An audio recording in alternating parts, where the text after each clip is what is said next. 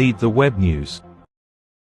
එක්සත් ජනපද ජනාධිපති Donald Trump ඉකුත් බදාදා පිළිගනු ලැබුවේ ඔහුගේ තීරුබදු නිසා එක්සත් ජනපදයේ නිෂ්පාදන අඩු වී මිල අධික තත්ත්වයක් ඇතිවිය හැකි බවයි.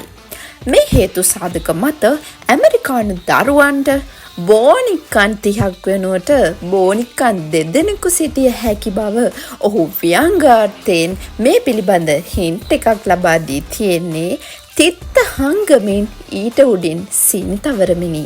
හරියට මිල වැඩි වුණාට කමක් නෑනේ පොඩ්ඩක් හරි ෂේප් එකේ ඉන්න පුළුවන් යන අයිඩියා එක අඟවන ගම. නමුත් ඔහුගේ වෙළඳ යුද්ධයෙන් චීනයට වැඩි හානියක් සිදුවනු ඇතැයි ඔහු මනාව අවධාරණය කළේය. නව රජයේ වාර්තාවකින් වසරේ මුල් මාස 3 තුල එක්සත් ජනපද ආර්ථිකය හැකිලී ඇති බව පෙන්눔 කිරීමෙන් පසුව ට්‍රම්ප් තම තීරුබදු ගැසීල්ලෙන් ආර්ථික අවපාතයක් ඇති නොකරන බවට බියෙන් සිටින රටකට සහතික කිරීමට උත්සාහ කරමින් සිටී.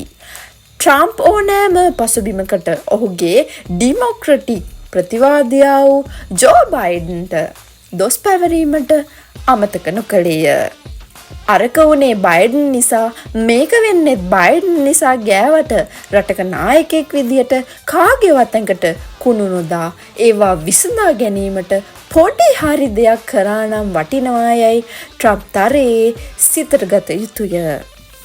මේ සිදුවීම් වර්තමානයේ ලංකාවේද දැකගත හැකිය. මොනාහරි කරගන්න බැරි වුණ ගමන් ලොක්කන් බැලවදින්නේ කලින් හිටපු අයගේ කෙරුවාවල් කියාය. එතකොට ඔක්කොම කුණු බේරවැවට වගේ යන්නේ හිටපු නායකයන්ට සහ පාලකයන්ගේ කරපිටින්ය. ඊට කම් නැත. ට්‍රම්ප් අච්චි වගේ අනිත් අයත් බැන හරි රටවල් හදනවා නම් කිසිම ප්‍රශ්නයක් නැත. නමුත් මේ ඔක්කොම කයිවාරු පප්පලාය.